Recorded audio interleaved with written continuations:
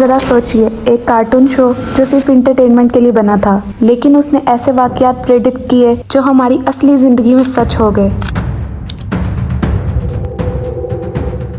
एक ऐसे शो ने दुनिया के सबसे बड़े पॉलिटिक्स, टेक्नोलॉजी और हत्या के तबाहकुन हादसा तक पहले ही दिखा दिए।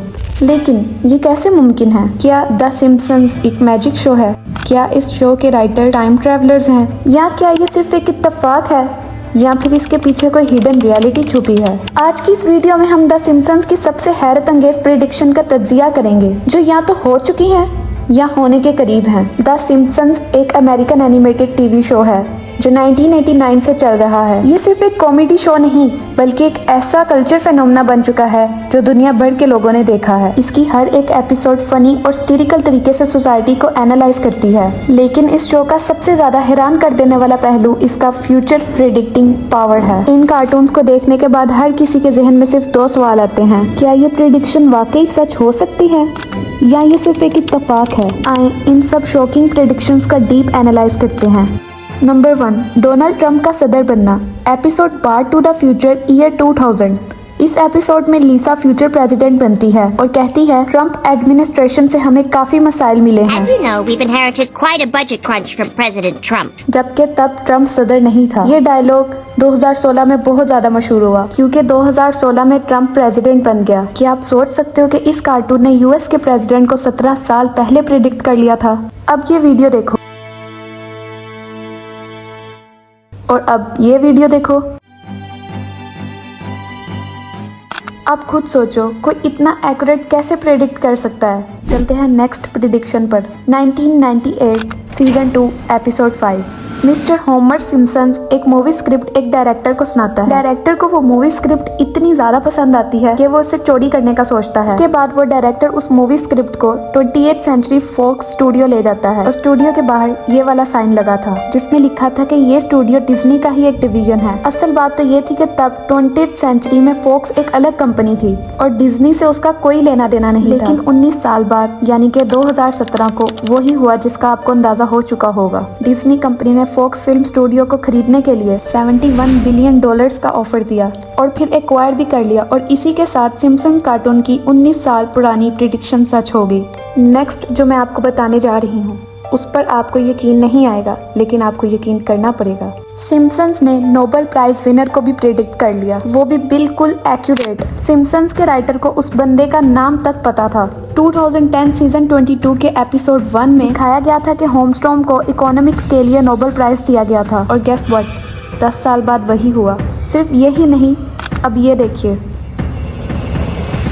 1926 से लेकर 2022 तक ये सब देखने के बाद ऐसा ही लगता है कि जैसे सिम्पसन्स के राइटर टाइम ट्रैवलर्स थे। क्या आपको सच में ये लगता है कि ये सब सच है? आपने बहुत सी यूट्यूब की ऐसी वीडियोस देखी होंगी जिसमें सिम्पसन्स कार्टून्स को सच बताया गया है, मगर ये बिल्कुल झूठ है। अब आप लोग सोच रहे होंगे कि जो अब तक मैंने प्रेडिक्शंस बताई क्या वो झूठी थी? तो जी हाँ, देखिए, सिम्पसन्स के जो राइटर थे वो कोई नॉर्मल बंदे नहीं थे। वो बहुत ही पढ़े लिखे लोग थे जिन्होंने करीब 2 से 3 PhDs की होंगी, किसी ने साइंस में और किसी ने मैथमेटिक्स में। अब जो सबसे पहली प्रेडिक्शन मैंने आपको बताई थी कि प्रेसिडेंट ट्रंप को सिम्पसन्स कार्टून ने पहले ही प्रेडिक्ट कर लिया था। उस कार्टून में सिम्पसन्स राइटर्स ने तंजन ये बात कही थी कि ट्रंप अगर यूएसए का प्रेसिडेंट बना तो मुल्क का सारा खजाना खत्म हो जाएगा। ये जानबूझकर एक तरह से तंज किया गया था क्योंकि इस एपिसोड के आने से 1 साल पहले 1999 में ट्रंप ने रिपब्लिकन पार्टी छोड़कर रिफॉर्म पार्टी को ज्वाइन कर लिया, और ट्रंप को तब लग रहा था कि वो पक्का प्रेसिडेंट बनेगा, और इसके लिए उसने काफी हाई प्रोफाइल कैंपेन्स की,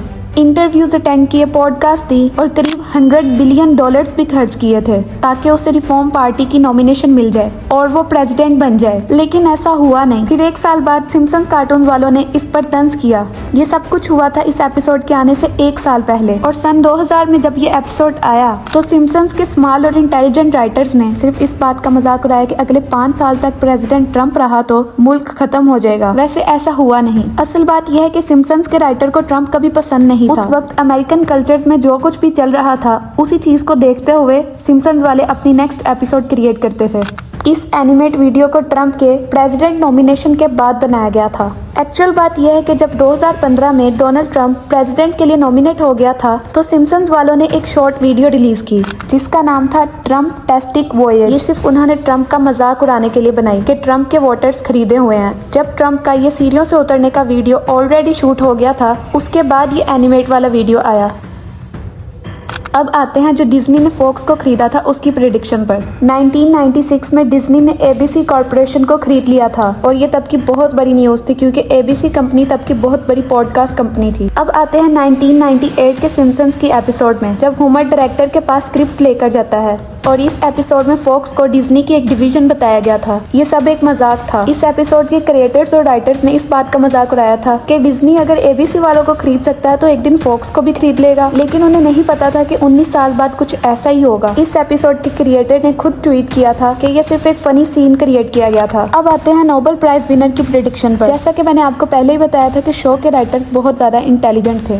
उन्हें इतनी तो नॉलेज थी कि कौन से साइंटिस्ट, कौन से मैथमेटिशियन या कौन से इकोनॉमिस्ट ने कौन कौन से बड़े काम किए हैं। फॉर एग्जाम्पल होमस्ट्रॉम ने कॉन्ट्रैक्ट थ्योरी में अपना बहुत ही बड़ा कंट्रीब्यूशन दिया, इसलिए उनका नाम जाना माना था और पहले से भी इसकी डिस्कशंस हो रही कि उसे नोबेल प्राइज दिया जाएगा। तो ऐसा तो हो नहीं सकता कि सिम्पसन राइटर ने जब इस सीन को क्रिएट किया तो इस बात को कंसीडर ही ना किया हो। और वैसे भी अगर आप इस सीन को गौर से देखो, ऐसा नहीं है कि इकोनॉमिक्स में सिर्फ एक ही बंदे का नाम हो। टोटल 4 लोग थे और चारों जाने माने लोग थे। अगर लोगों को ये प्रेडिक्शन सच्ची लगती है तो लोगों ने ये क्यों नहीं सोचा कि इन चारों में से सिर्फ एक को क्यों नोबेल प्राइज मिला। सिम्पसन्स कार्टून को ऐसे लोगों ने बनाया जो हर चीज पर ध्यान रखे थे कि क्या न्यूज आ रही है, क्या आगे होने वाला है और क्या पहले हो चुका है, ताकि उस हिसाब से वो अपने कार्टून को क्रिएट कर सके। अगर आपको कोई भी ये कहता नजर आए कि सिम्पसन्स कार्टून के राइटर टाइम ट्रैवलर्स हैं तो उनकी बात पर यकीन ना करे तो बेहतर है। उम्मीद है कि आपको मेरी वीडियो अच्छी लगी होगी। इस तरह की और इन्फॉर्मेटिव वीडियोस देखने के लिए मेरे चैनल को सब्सक्राइब कर लें। मिलते हैं अपनी नई वीडियो में नए टॉपिक के साथ। तब तक के लिए अपना ख्याल रखिएगा। अल्लाह हाफिज।